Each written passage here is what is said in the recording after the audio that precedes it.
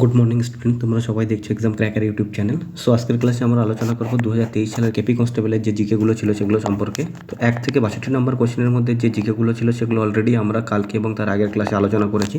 So 62 নম্বরের পর থেকে যে জিকেগুলো আছে সেগুলো আমরা আজকের ক্লাসে আলোচনা করব। চলো ক্লাসটা স্টার্ট করা যাক। প্রথম কোশ্চেন, যে কত সালে মহাত্মা গান্ধী ডান্ডি অভিযান শুরু করেন? যদি বলে কত সালে মহাত্মা গান্ধী ডান্ডি অভিযান শুরু করেন, তোমরা কি বলবে? 1930 সালে। এই যে ডান্ডি অভিযান, এটাই হচ্ছে আইন অমান্য আন্দোলনের সময় গান্ধীজি কী করেছিল? ডান্ডি অভিযান শুরু করেছিলেন। তো যদি জিজ্ঞেস করে যে আইন অমান্য আন্দোলন কবে হয়েছিল, তোমরা কি বলবে? আইন অমান্য আন্দোলন হয়েছিল 1930 সালে। যদি বলে আইন অমান্য আন্দোলন, যদি বলে আইন অমান্য আন্দোলন কবে হয়েছে, তোমরা কি বলবে? 1930 সালে। 1930 সালে আইন অমান্য আন্দোলন হয়েছিল।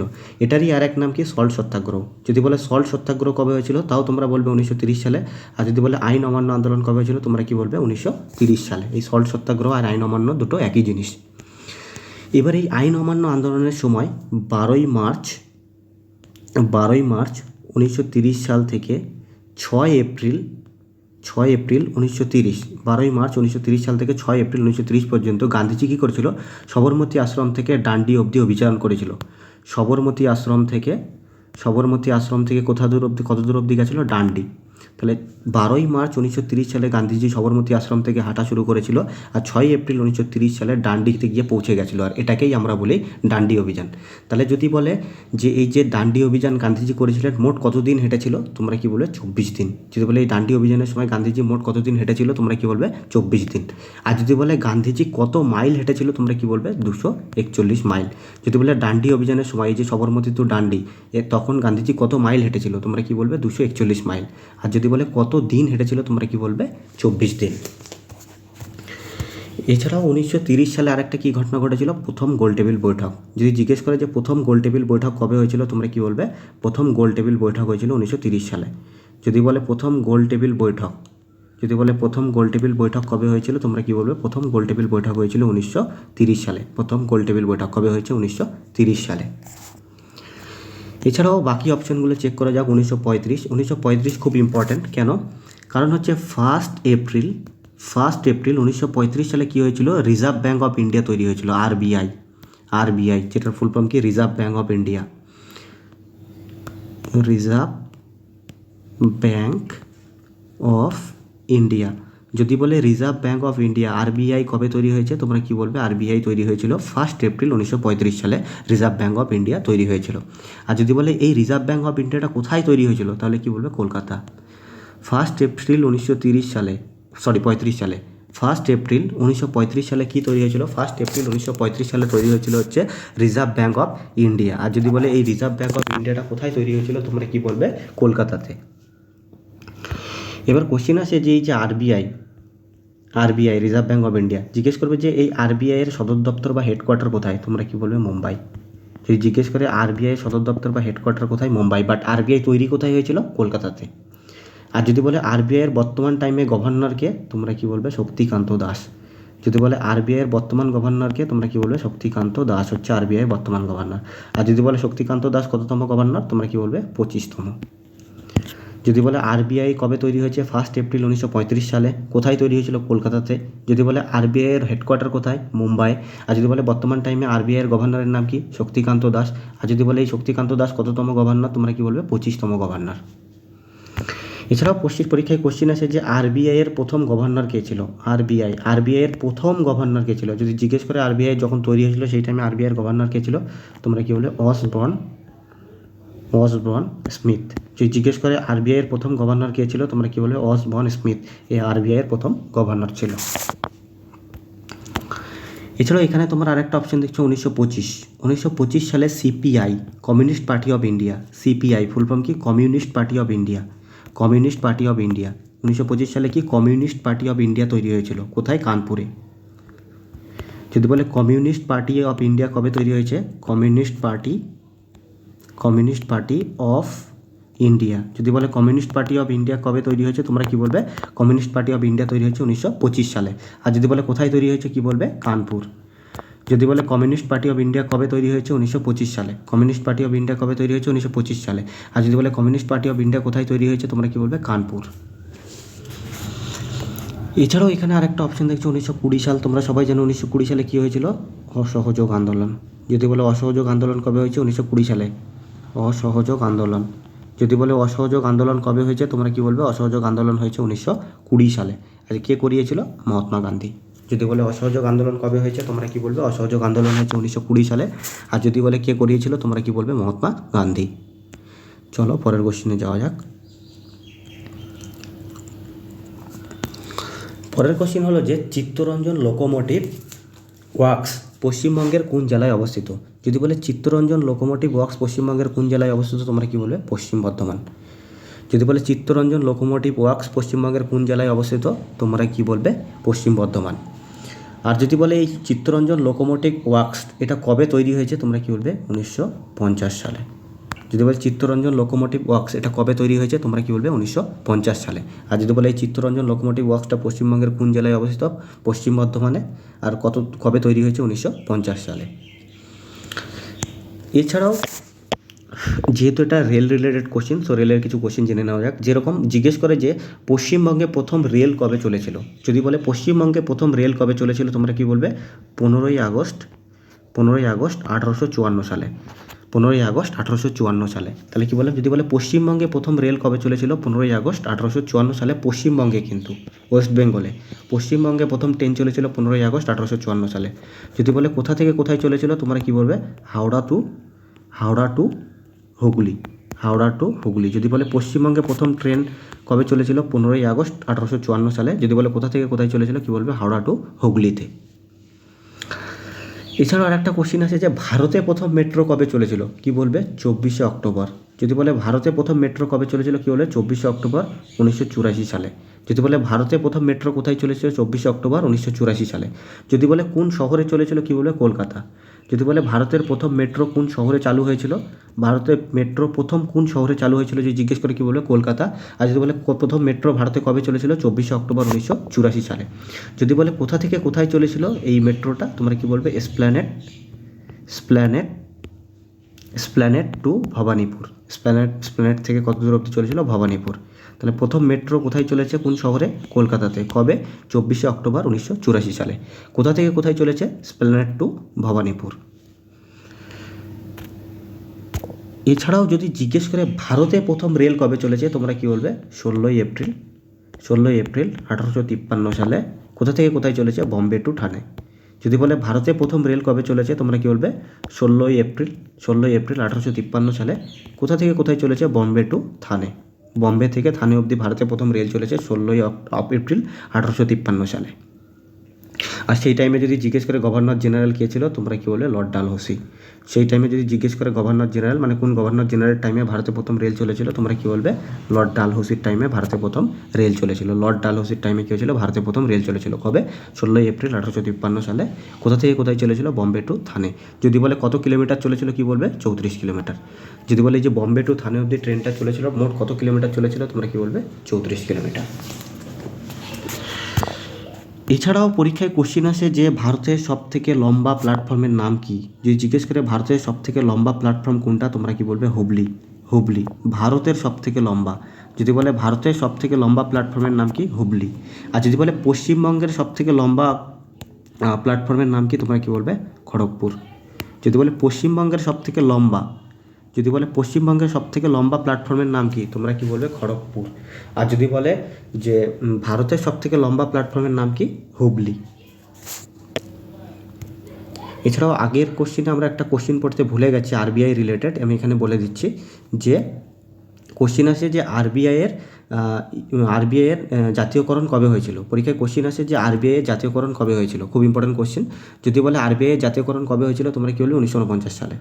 ডাইরেক্টলি কোশ্চিন আসবে যে আরবিআই, যে রিজার্ভ ব্যাঙ্ক অফ ইন্ডিয়া আছে, সেই রিজার্ভ ব্যাঙ্ক অফ ইন্ডিয়ার আরবিআই, এই যে রিজার্ভ ব্যাঙ্ক অফ ইন্ডিয়া আছে, এর জাতীয়করণ কবে হয়েছিল। রিজার্ভ ব্যাঙ্ক অফ ইন্ডিয়া তৈরি হয়েছিল 1 এপ্রিল 1935 সালে, আর রিজার্ভ ব্যাঙ্ক অফ ইন্ডিয়ার জাতীয়করণ হয়েছিল হচ্ছে 1949 সালে। ডাইরেক্টলি কোশ্চিন আসবে রিজার্ভ ব্যাঙ্ক অফ ইন্ডিয়ার জাতীয়করণ কবে হয়েছিল, তোমরা কি বলবে? 1949 সালে। চলো পরের কোশ্চিনে যাওয়া যাক।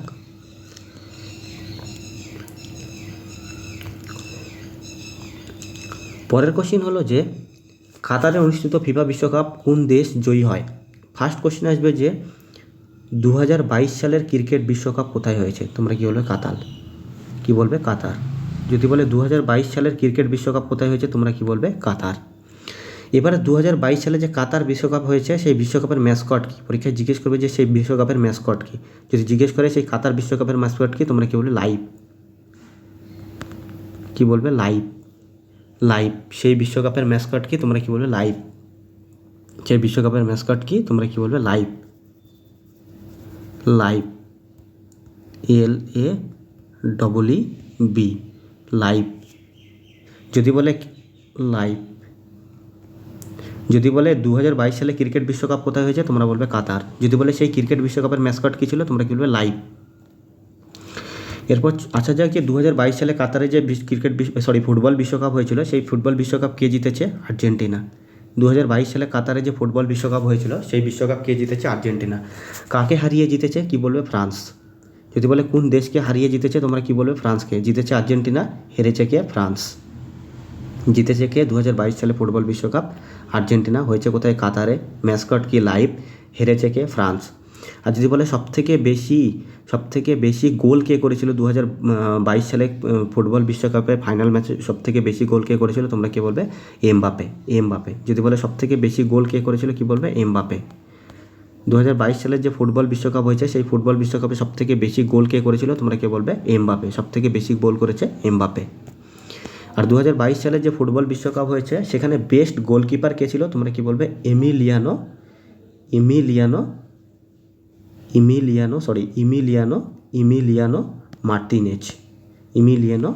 মার্তিনেজ। তাহলে যদি বলে বেস্ট গোলকিপার কে ছিল 2022 সালের যে ফুটবল বিশ্বকাপ হয়েছিল সেখানে, কি বলবে তোমরা ইমিলিয়ানো মার্তিনেজ। কোন দেশের প্লেয়ার ছিল, আর্জেন্টিনা। যদি বলে 2022 সালের যে ফুটবল বিশ্বকাপ হয়েছিল সেই ফুটবল বিশ্বকাপের বেস্ট গোলকিপার ছিল এমিলিয়ানো মার্তিনেজ। আর যদি বলে এই এমিলিয়ানো মার্তিনেজ কোন দেশের প্লেয়ার ছিল, আর্জেন্টিনা। আর সবথেকে বেশি গোল কে করেছিল, এমবাপে। আর যদি বলে এই এমবাপে কোন দেশের প্লেয়ার ছিল, তোমরা কি বলবে ফ্রান্স। সবথেকে বেশি গোল কে করেছে, এমবাপে। আর যদি বলে এই এমবাপে কোন দেশের প্লেয়ার ছিল, তোমরা কি বলবে ফ্রান্স। এছাড়াও ফুটবল বিশ্বকাপ দিয়ে আরেকটা ইম্পর্টেন্ট কোশ্চেন আছে। যদি বলে প্রথম ফুটবল বিশ্বকাপ কবে হয়েছিল, প্রথম ফিফা বা ফুটবল বিশ্বকাপ, প্রথম ফিফা ফুটবল বিশ্বকাপ কবে হয়েছে, তোমরা কি বলবে 1930 সালে। প্রথম ফুটবল বিশ্বকাপ কবে হয়েছে, 1930 সালে। যদি বলে কোথায় হয়েছিল, তোমরা কি বলবে উরুগুয়েতে। আর যদি বলে জিতেছিল কে, জিতেছিল উরুগুয়ে। কাকে হারিয়ে, আর্জেন্টিনাকে হারিয়ে। তাহলে কি বললাম, যদি বলে প্রথম ফুটবল বিশ্বকাপ কবে হয়েছে, 1930 সালে। আর যদি বলে প্রথম ফুটবল বিশ্বকাপ কোথায় হয়েছিল, তোমরা কি বলবে উরুগুয়েতে। প্রথম ফুটবল বিশ্বকাপ হয়েছিল উরুগুয়েতে। আর যদি বলে প্রথম ফুটবল বিশ্বকাপ জিতেছিল কে, জিতেছিল উরুগুয়ে। যদি বলে কাকে হারিয়ে প্রথম ফুটবল বিশ্বকাপ উরুগুয়ে জিতেছিল, তোমরা কি বলবে আর্জেন্টিনাকে হারিয়ে উরুগুয়ে 1930 সালে প্রথম ফুটবল বিশ্বকাপ জিতেছিল। আর প্রথম ফুটবল বিশ্বকাপ হয়েছিল কোথায়, উরুগুয়েতে। চলো পরের কোশ্চেনে যাওয়া যাক। পরের কোশ্চেন হলো যে সংহিতা, আরণ্যক, মহাভারত ও উপনিষদের মধ্যে কোনটি বেদের অংশ না। তো এদের মধ্যে যেটা তোমরা মহাভারত দেখছো, এই মহাভারতটা বেদের অংশ নয়। তাহলে এদের মধ্যে এই যে 4টে বুক লেখা আছে, সংহিতা, আরণ্যক, মহাভারত আর উপনিষদ, এদের মধ্যে কোনটি বেদের অংশ না, তোমরা কি বলবে মহাভারত বেদের অংশ না। এছাড়াও পরীক্ষায় কোশ্চেন আসে যে এই মহাভারত এটা কার লেখা, তোমরা কি বলবে বেদব্যাস। ডাইরেক্টলি পরীক্ষায় কোশ্চেন আসবে যে মহাভারত কার লেখা, তোমরা কি বলবে বেদব্যাস। যদি বলে মহাভারত কার লেখা, তোমরা কি বলবে বেদব্যাস। এছাড়াও মহাভারতের পাশাপাশি আরেকটা বুক আছে রামায়ণ, সবাই শুনেছো। যদি বলে এই রামায়ণটা কার লেখা, যেটা হিন্দু ধর্মের একটা স্যাক্রেড বুকস। যদি বলে রামায়ণটা কার লেখা, তোমরা কি বলবে বাল্মীকি। যদি বলে রামায়ণ কার লেখা, তোমরা কি বলবে বাল্মীকি। রামায়ণ কে লিখেছে, বাল্মীকি। মহাভারত কে লিখেছে, বেদব্যাস। এছাড়াও আরেকটা জিজ্ঞেস করে যে ভগবদ গীতা, যদি বলে ভগবদ গীতা কে লিখেছে, তাও কি বলবে বেদব্যাস। ভগবদ গীতা কে লিখেছে, কি বলবে বেদব্যাস।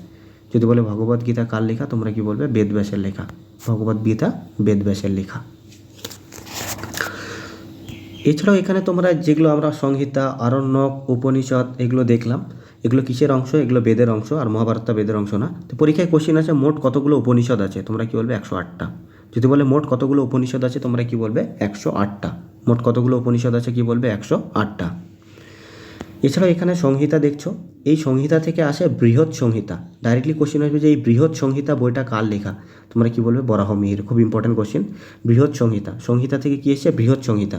যদি বলে এই বৃহৎ সংহিতা বইটা কার লেখা, তোমরা কি বলবে বরাহমিহির। যদি বলে এই বৃহৎ সংহিতা বইটা কার লেখা, তোমরা কি বলবে বরাহমিহির। সংহিতা থেকে কি এসেছে, বৃহৎ সংহিতা। যদি বলে এই বৃহৎ সংহিতা বইটা কার লেখা, তোমরা কি বলবে বরাহমিহির। বৃহৎ সংহিতা থেকে আরেকটা সংহিতা আছে যেটা হচ্ছে চরক সংহিতা। যদি বলে এই চরক সংহিতা কার লেখা, সেটা হচ্ছে চরকের লেখা। যদি বলে এই চরক সংহিতা কার লেখা, তোমরা কি বলবে চরক। যদি বলে চরক সংহিতা কার লেখা, তোমরা কি বলবে চরকের লেখা হচ্ছে চরক সংহিতা। এছাড়াও তোমরা এখানে উপনিষদ দেখছো, উপনিষদ কোন ভাষায় লেখা ছিল, সংস্কৃতে। উপনিষদ কোন ভাষায় লেখা ছিল, সেই টাইমে সংস্কৃত চলতো, সংস্কৃত ভাষায়। সেই উপনিষদকে ফার্সিতে, যদি বলে সেই উপনিষদকে ফার্সিতে কে অনুবাদ করেছে, তোমরা কি বলবে দারা শিখো। দারা শিখো, দারা শিখো। যদি বলে উপনিষদকে ফার্সিতে কে অনুবাদ করেছে, তোমরা কি বলবে দারা শেখো। উপনিষদকে ফার্সিতে অনুবাদ করেছে দারা শেখো। চলো পরের কোশ্চিনে যাওয়া যাক। পরের কোশ্চিন হলো যে ভারতের সংবিধানের কোন সংশোধনীর মাধ্যমে প্রস্তাবনার সঙ্গে সমাজতান্ত্রিক ধর্মনিরপেক্ষ শব্দ দুটি যুক্ত করা হয়েছে। খুব important question, 5 star question.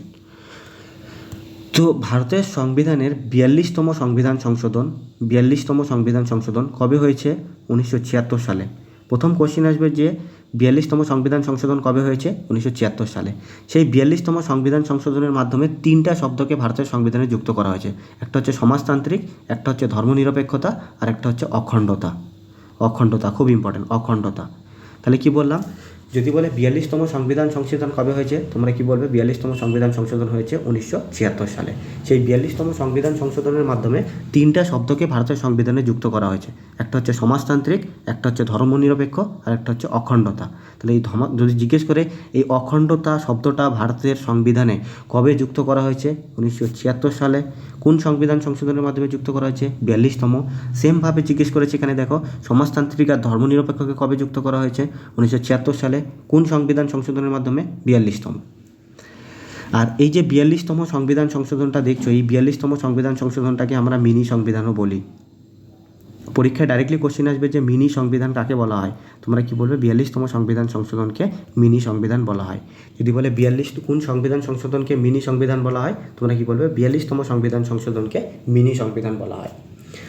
Actually সংবিধান সংশোধনটা কি, সংশোধন মানে তুমি ধরো সংবিধানের মধ্যে কিছু, আমরা ধরো সংবিধানের মধ্যে কিছু যুক্ত করতে চাই বা সংবিধান থেকে কিছু বাদ দিতে চাই।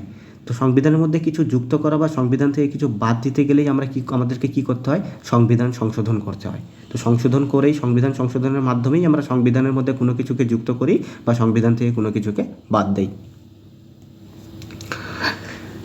এছাড়াও আরেকটা ইম্পর্টেন্ট কোশ্চিন আছে যে ভোটের এজ, ভোটের বয়স। প্রথমে ভোট দেওয়ার বয়স ছিল 21 বছর। প্রথমে ভোট দেওয়ার বয়স কত ছিল, 21 বছর। কিন্তু এখন 18 বছর হলেই আমরা ভোট দিতে পারি। তার মানে ভোটের বয়স প্রথমে ছিল 21 বছর, 21 বছর হলে ভোট দিতে পারতো, বাট এখন 18 বছর হলে ভোট দিতে পারি। তো ভোটের বয়স 21 বছর থেকে কমিয়ে 18 বছর করা হয়েছে কোন সংবিধান সংশোধনের মাধ্যমে, তোমরা কি বলবে 61তম সংবিধান সংশোধন। আর যদি বলে কবে হয়েছে, তোমরা কি বলবে 1989।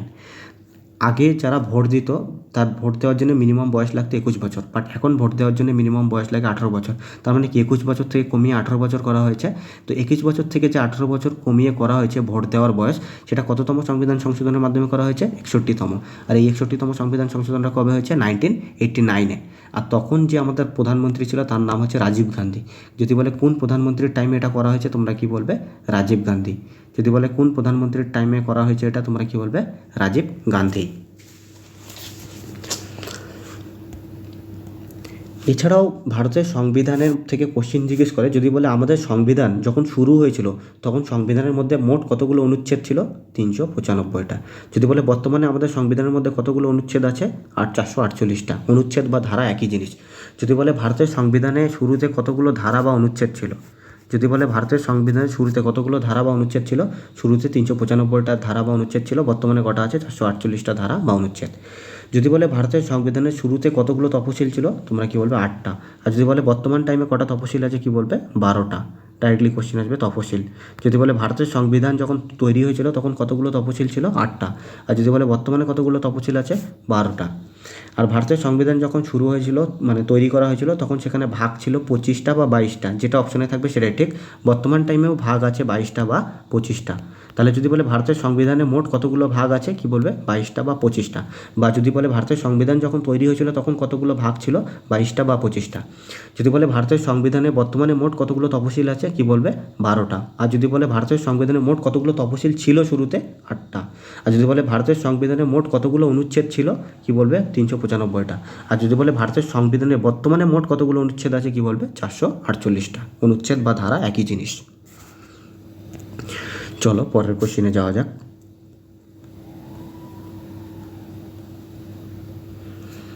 পরের কোশ্চেন বলেছে গয়টার রোগটি কিসের কারণে হয়। তো প্রথম কোশ্চেন আসবে যে গয়টার রোগটি কিসের কারণে হয়। সবার আগে শুনে রাখো যে আয়োডিনের অভাবে হয় গয়টার আয়োডিনের অভাবে হয়। ফার্স্ট কোশ্চেন আসবে যে গয়টার রোগ কোন খনিজ পদার্থের অভাবে হয়, তোমরা কি বলবে আয়োডিনের অভাবে। যদি বলে গয়টার রোগটা কোন খনিজ পদার্থের অভাবে হয়, তোমরা কি বলবে আয়োডিনের অভাবে গয়টার রোগ হয়। আয়োডিনের অভাবে কি হয়, গয়টার রোগ হয়। যদি বলে গয়টার রোগটা কোন খনিজ পদার্থের অভাবে হয়, তোমরা কি বলবে আয়োডিনের অভাবে গয়টার রোগ হয়। তো দুটো টার্ম থাকে, একটা ভালো করে ক্লিয়ার রাখো। একটা হচ্ছে হাইপো আর একটা হচ্ছে হাইপার। আর একটা হচ্ছে হাইপার। তোমার বডিতে যখন কোনো কিছু বেশি হয়ে যাবে তার মানে হাইপার হয়ে গেছে, আর তোমার বডিতে যখন কোনো কিছু কমে যাবে তখন সেটা হাইপো হয়ে যাবে। বডিতে কোনো কিছু কমে যাওয়া মানে ওটাকে হাইপো বলে, আর বডিতে কোনো কিছু বেড়ে যাওয়া মানে ওটাকে কী বলা হয়, হাইপার।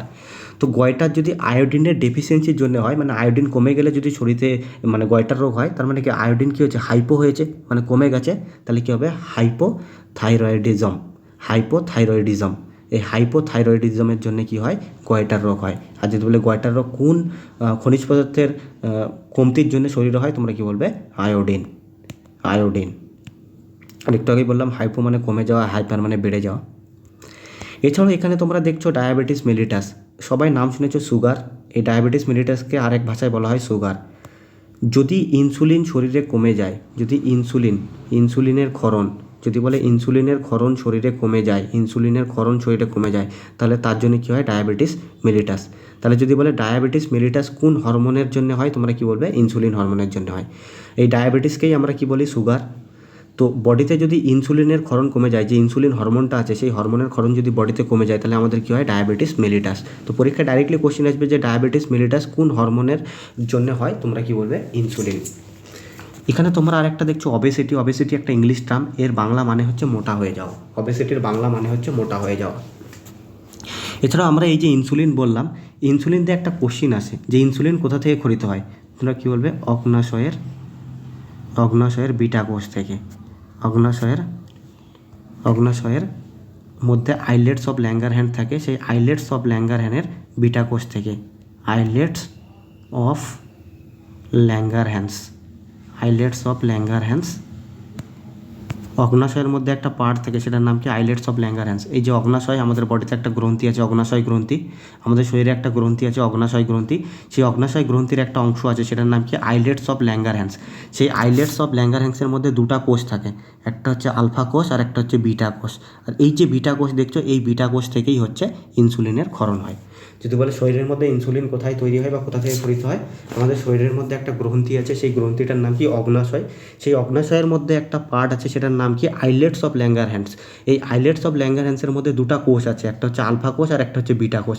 এই যে তোমরা বিটা কোষ দেখছো, এই বিটা কোষ থেকে ইনসুলিন হরমোনের ক্ষরণ হয়। এছাড়াও পরীক্ষায় কোশ্চিন আছে যে শরীরে যদি আয়রন কমে যায়, আয়রনের সংকেত কি এফি। শরীরে যদি আয়রন কমে যায় তাহলে কী রোগ হয়, শরীরে আয়রন কমে গেলে রক্তকল্পতা রোগ হয়, খুব ইম্পর্টেন্ট। যদি বলে শরীরে আয়রন কমে গেলে কী রোগ হয়, রক্তকল্পতা হয়। বা আরেকটা কোশ্চিন আসে যে রক্তের মধ্যে কোন ধাতু পাওয়া যায়, তোমরা কী বলবে আয়রন। যদি বলে রক্তের মধ্যে কোন ধাতু থাকে, কী বলবে আয়রন। যদি বলে মানে প্রাণীদের শরীরে যে রক্ত থাকে, সেই রক্তের মধ্যে কোন ধাতু থাকে, তোমরা বলবে আয়রন। আর যদি শরীরের মধ্যে এই আয়রন কমে যায়, তাহলে আমাদের কী রোগ হবে, রক্তকল্পতা। তাহলে কোন খনিজ পদার্থের অভাবে রক্তকল্পতা রোগ হয়, আয়রন। আর যদি বলে রক্তের মধ্যে কোন খনিজ পদার্থ থাকে, তোমরা কি বলবে আয়রন। এছাড়াও সবাই জানো আমাদের যে হাড়গুলো আছে সেগুলো ক্যালসিয়াম দিয়ে তৈরি। তো বডিতে যদি ক্যালসিয়াম কমে যায় তাহলে আমাদের হাড় কি দুর্বল হয়ে যাবে। সবাই জানো হাড় কী দিয়ে তৈরি, ক্যালসিয়াম দিয়ে। শরীরে যদি ক্যালসিয়াম কমে যায় তাহলে কী হয়ে যাবে, হাড়গুলো দুর্বল হয়ে যাবে। এছাড়াও আর দুটো ধাতু আছে, একটা হচ্ছে মার্কারি আর একটা হচ্ছে ক্যাডমিয়াম। ডাইরেক্টলি পরীক্ষায় কোশ্চেন আসে যে মিনামাটা রোগ কিসের জন্য হয়? মার্কারি। ডাইরেক্টলি কোশ্চেন আসবে যে মিনামাটা রোগ কিসের জন্য হয়, তোমরা কি বলে? মার্কারি। আর ডাইরেক্টলি কোশ্চেন আসবে যে ইটাই ইটাই রোগ কিসের জন্য হয়? ইটাই ইটাই। যদি জিজ্ঞেস করে ইটাই ইটাই রোগ কিসের জন্য হয়, তোমরা কি বলবে? মার্কারি। তাহলে কি বললাম? যদি বলে মিনামাটা রোগ কিসের জন্য হয়, কোন খনিজ পদার্থের জন্য, কি বলবে? মার্কারি। আর যদি বলে ইটাই ইটাই রোগ কোন খনিজ পদার্থের জন্য হয়, তোমরা কি বলবে? ক্যাডমিয়াম। ক্যাডমিয়াম। ক্যাডমিয়াম। ক্যাডমিয়ামের জন্য কী হয়? ইটাই ইটাই। ক্যাডমিয়াম। ক্যাডমিয়ামের জন্য কী হয়? ইটাই ইটাই। আর এইচজিতে কি? মার্কারি। মার্কারির জন্য কী হয়? মিনামাটা রোগ। চলো পরের কোশ্চিনে যাওয়া যাক। পরের কোশ্চিন হচ্ছে যে প্রমাণ চাপ ও উষ্ণতায় এনটিপি 1 গ্রাম মোল বা 1 গ্রাম অণু কোনো গ্যাসের আয়তন কত হবে? তো ডাইরেক্টলি মনে রাখবে যে এনটিপিতে 1 গ্রাম অণু কোনো গ্যাসের আয়তন হচ্ছে 22.4 লিটার হয়। ডাইরেক্টলি মুখস্থ করবে, ডাইরেক্টলি কোশ্চেন আসবে যে প্রমাণ চাপ ও উষ্ণতায়, যদি জিজ্ঞেস করে প্রমাণ চাপ ও উষ্ণতায় এনটিপিতে 1 গ্রাম অণু কোনো গ্যাসের আয়তন কত হবে, কি বলবে? 22.4 লিটার। তো 1 গ্রাম অণু বলেছে, 1 গ্রাম অণু, যদি 1 গ্রাম অণুর কত হয়? 22.4। 1 গ্রাম অণু বলেছে, 1 গ্রাম অণু, 1 গ্রাম অণু, 1 গ্রাম অণুর কত বলেছে? আয়তন কত হয়? 22.4 লিটার। অ্যান্সার কী হবে? 22.4 লিটার। কিন্তু 1 গ্রামের জায়গায়, এখানে 1 গ্রামের জায়গায় যদি বলে 10 গ্রাম অণুর আয়তন কত হবে, তাহলে কি বলবে? 22.4 ইন্টু 10, তাহলে কত হবে? 224 লিটার। জাস্ট এরকম করে ক্যালকুলেশন করবে। এখানে 1 গ্রাম দিয়েছে, কখনো 10 গ্রামও দিতে পারে। তাহলে যদি বলে প্রমাণ চাপ ও উষ্ণতায় 1 গ্রাম অণু কোনো গ্যাসের আয়তন কত হবে? 22.4 লিটার 1 গ্রাম অণু। সেখানে যদি 10 গ্রাম অণুর কথা জিজ্ঞেস করে, তার মানে কী করবে? 10 ইন্টু 22.4 করে দেবে, 224 লিটার হবে।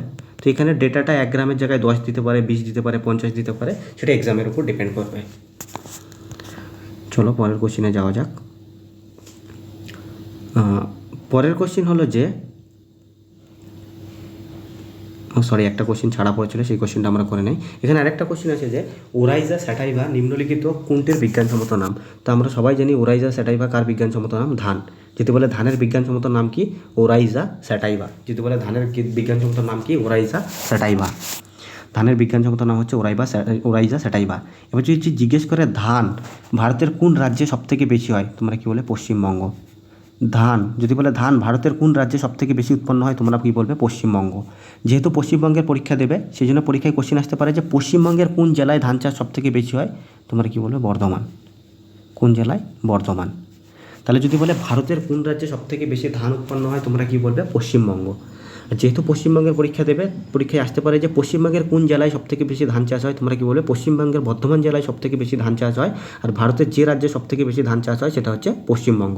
আর ধানের বিজ্ঞানসম্মত নাম কি? ওরাইজা স্যাটাইভা। এছাড়াও এখানে একটা অপশন দেখছো গম, যদি গমের বিজ্ঞানসম্মত নাম জিজ্ঞেস করে কি বলবে? ট্রিটিকাম। ট্রিটিকাম। যদি বলে গমের বিজ্ঞানসম্মত নাম কি, তোমরা কি বলবে? ট্রিটিকাম। আর যদি বলে ভারতের কোন রাজ্যে সবথেকে বেশি গম উৎপন্ন হয়, কি বলবে? উত্তরপ্রদেশ। যদি বলে ভারতের কোন রাজ্যে সবথেকে বেশি গম উৎপন্ন হয়, তোমরা কি বলবে? উত্তরপ্রদেশে ভারতের সবথেকে বেশি গম উৎপন্ন হয়। আর গমের যদি বিজ্ঞানসম্মত নাম জিজ্ঞেস করে, কি বলবে? ট্রিটিকাম। গমের বিজ্ঞানসম্মত নাম কি? ট্রিটিকাম। এছাড়াও এখানে তোমরা আর একটা অপশন দেখছো আম। আমের বিজ্ঞানসম্মত নাম হচ্ছে Mangifera indica. Mangifera. Mangifera indica. যদি বলে হচ্ছে আমের বিজ্ঞানসম্মত নাম কি, তোমরা কি বলবে? Mangifera indica. আর যদি বলে ভারতের কোন রাজ্যে সবথেকে বেশি আম চাষ হয়, তোমরা কি বলবে? উত্তরপ্রদেশ। যদি বলে ভারতের কোন রাজ্যে সবথেকে বেশি আম চাষ হয়, মানে সবথেকে বেশি আম উৎপন্ন হয়, যদি বলে ভারতের কোন রাজ্যে সবথেকে বেশি আম উৎপন্ন হয়, তোমরা কি বলবে? উত্তরপ্রদেশ। আর যদি জিজ্ঞেস করে আমের বিজ্ঞানসম্মত নাম কি, কি বলবে? Mangifera indica. আর এখানে আরেকটা অপশন দেখছো হচ্ছে ভুট্টা মেজ। যদি বলে ভুট্টা ভারতের কোন রাজ্যে সবথেকে বেশি উৎপন্ন হয়, কি বলবে? কর্ণাটক। যদি বলে ভারতের কোন রাজ্যে সবথেকে বেশি ভুট্টা উৎপন্ন হয়, তোমরা কি বলবে? কর্ণাটক। যদি বলে ভারতের কোন রাজ্যে সবথেকে বেশি ভুট্টা উৎপন্ন হয়, তোমরা কি বলবে? কর্ণাটক। চলো পরের কোশ্চেনে যাওয়া যাক। পরের কোশ্চেন হচ্ছে যে এটা পিএসসির পরীক্ষার খুব ইম্পর্টেন্ট কোশ্চেন। এখান থেকে পিএসসি কোশ্চেন জিজ্ঞেস করে যে হেমাটাইট কোন খনিজ মিনারেল পদার্থের একটি ধরনের নাম। তো এখানে খনিজ পদার্থগুলো লেখা আছে, সেই খনিজ পদার্থগুলোর কি জিজ্ঞেস করবে? যে আকরিকের নাম কি, সেই খনিজ পদার্থগুলোর আকরিকের নাম কি। তো চলো ডাইরেক্টলি লিখে নাও, ডাইরেক্টলি পরীক্ষায় কোশ্চেন আছে যে আয়রনের আকরিক কী কী হয়। আছে অনেক, বাট কয়েকটা পড়তে হবে ইম্পর্টেন্টগুলো। আয়রনের আকরিক, যদি বলে আয়রনের আকরিকের নাম কি? Hematite, magnetite. যদি বলে হেমাটাইট কিসের আকরিক, তুমি কি বলবে? আয়রন। হেমাটাইট। যদি বলে হেমাটাইট কিসের আকরিক, কি বলবে? আয়রন। যদি বলে ম্যাগনেটাইট, ম্যাগনেটাইট। যদি বলে ম্যাগনেটাইট কিসের আকরিক তোমরা কি বলবে? আয়রন। যদি বলে হেমাটাইট কিসের আকরিক তোমরা কি বলবে? আয়রনের আকরিক। যদি বলে ম্যাগনেটাইট কিসের আকরিক তোমরা কি বলবে? আয়রনের আকরিক। এছাড়াও সিডেরাইট, লিমোনাইট। যদি বলে সিডেরাইট কিসের আকরিক? Siderite, siderite, limonite. যদি বলে সিডেরাইট সিডেরাইট, লিমোনাইট। যদি বলে সিডেরাইট কিসের আকরিক? আয়রনের। লিমোনাইট কিসের আকরিক? আয়রনের। তাহলে আয়রনের আকরিক কী কী বললাম? হেমাটাইট, ম্যাগনেটাইট, সিডেরাইট আর লিমোনাইট। ডাইরেক্টলি পরীক্ষায় জিজ্ঞেস করবে যে লিমোনাইট কিসের আকরিক তোমরা কি বলবে? আয়রন। ডাইরেক্টলি পরীক্ষায় জিজ্ঞেস করবে যে ম্যাগনেটাইট কিসের আকরিক কি বলবে? আয়রন। এছাড়াও তোমরা এখানে আরেকটা অপশন দেখছো বক্সাইট। যদি বলে অ্যালুমিনিয়াম, অ্যালুমিনিয়ামের আকরিকের নাম কি? অ্যালুমিনিয়াম। যদি বলে অ্যালুমিনিয়ামের আকরিক নাম কি? তো অ্যালুমিনিয়ামের আকরিক নাম হলো বক্সাইট। একটা হচ্ছে বক্সাইট, খুব ইম্পর্টেন্ট, যেটা পরীক্ষায় জিজ্ঞেস করে বক্সাইট। যদি বলে অ্যালুমিনিয়ামের আকরিকের নাম কি? বক্সাইট, পরীক্ষায় যেটা খুব জিজ্ঞেস করে। আরেকটা হচ্ছে ফেল্ডস্পার, ফেল্ডস্পার। যদি বলে ফেল্ডস্পার কিসের আকরিক তোমরা কি বলবে? অ্যালুমিনিয়াম। যদি বলে ফেল্ডস্পার কিসের আকরিক তোমরা কি বলবে? অ্যালুমিনিয়াম। অ্যালুমিনিয়ামের তাহলে দুটো আকরিক কী কী বললাম? একটা হচ্ছে ফেল্ডস্পার, ডাইরেক্টলি পরীক্ষায় জিজ্ঞেস করবে যে ফেল্ডস্পার কিসের আকরিক? অ্যালুমিনিয়াম। ডাইরেক্টলি পরীক্ষায় জিজ্ঞেস করবে যে বক্সাইট কিসের আকরিক? অ্যালুমিনিয়াম। এছাড়াও পরীক্ষায় জিজ্ঞেস করে যে ডলোমাইট আর জিপসাম কিসের আকরিক? খুব ইম্পর্ট্যান্ট। যদি ডলোমাইট বহুতবার পরীক্ষায় জিজ্ঞেস করেছে, ডলোমাইট, ডলোমাইট আর জিপসাম, ডলোমাইট আর জিপসাম। যদি বলে ডলোমাইট আর জিপসাম কিসের আকরিক তোমরা কি বলবে? Calcium, calcium. ডলোমাইট আর জিপসাম কিসের আকরিক? ক্যালসিয়াম। যদি বলে ক্যালসিয়ামের আকরিকগুলোর নাম বলো, তো ক্যালসিয়ামের আকরিক হচ্ছে ডলোমাইট আর একটা হচ্ছে জিপসাম। এই ডলোমাইটটা পরীক্ষায় বহুতবার জিজ্ঞেস করেছে, যে জিজ্ঞেস করে যে ডলোমাইট কিসের আকরিক তোমরা কি বলবে? ক্যালসিয়ামের আকরিক। আর একটা জিজ্ঞেস করে যে ক্যালামাইন, খুব ইম্পর্ট্যান্ট। যদি বলে ক্যালামাইন কিসের আকরিক তোমরা কি বলবে? জিঙ্ক। ক্যালামাইন কিসের আকরিক কি বলবে? জিঙ্ক। যদি বলে জিঙ্কের আকরিকের নাম কি তোমরা কি বলবে? ক্যালামাইন। আরেকটা জিজ্ঞেস করে সিনাবার, খুবই ইম্পর্ট্যান্ট, বহুতবার পরীক্ষায় এসেওছে। যদি বলে সিনাবার কার আকরিক তোমরা কি বলবে? মার্কারি, পারদ। যদি বলে সিনাবার কার আকরিক? পারদ। তাহলে যদি বলে পারদের আকরিকের নাম কি কি বলবে? সিনাবার। যদি বলে পারদের আকরিকের নাম কি কি বলবে? সিনাবার। আর যদি বলে জিঙ্কের আকরিকের নাম কি কি বলবে? ক্যালামাইন। এছাড়াও কপারের আকরিক, কপার, তামা, তামার আকরিক জিজ্ঞেস করে কি বলবে? চ্যালকোপাইরাইট, চ্যালকোপাইরাইট। যদি বলে চ্যালকোপাইরাইট কিসের আকরিক? চ্যালকোপাইরাইট হচ্ছে কপারের আকরিক, কপার বা তামা, পাইরাইট। যদি বলে চ্যালকোপাইরাইট কিসের আকরিক কি বলবে? চ্যালকোপাইরাইট হচ্ছে তামা বা কপারের আকরিক। তো ক্লাসটা শেষ করার আগে কালকে একটা কোশ্চেন ভুল পড়ানো হয়েছিল, সেটার কারেকশন তোমরা করে নেবে। কালকে আমি পেয়েছিলাম যে সবচেয়ে হালকা ধাতুর নাম কি? আমি ওখানে হাইড্রোজেন লিখে দিয়েছিলাম, বাট ওটা ভুল। সবচেয়ে হালকা ধাতু আমি কালকে পড়িয়েছিলাম যে সবচেয়ে হালকা ধাতু হচ্ছে হাইড্রোজেন লিখেছিলাম, বাট না, সবচেয়ে হালকা ধাতু হাইড্রোজেন না, ওটা আমি ভুল বলেছিলাম। সবচেয়ে হালকা ধাতু হচ্ছে লিথিয়াম।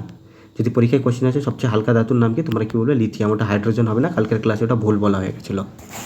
তো আজকের ক্লাসটা আমরা এখানেই শেষ করব। ক্লাসটা যদি তোমাদের ভালো লেগে থাকে তাহলে অবশ্যই ভিডিওটাতে লাইক, কমেন্ট এবং শেয়ার করে দেবে এবং চ্যানেলটা সাবস্ক্রাইব করে নেবে। Thank you.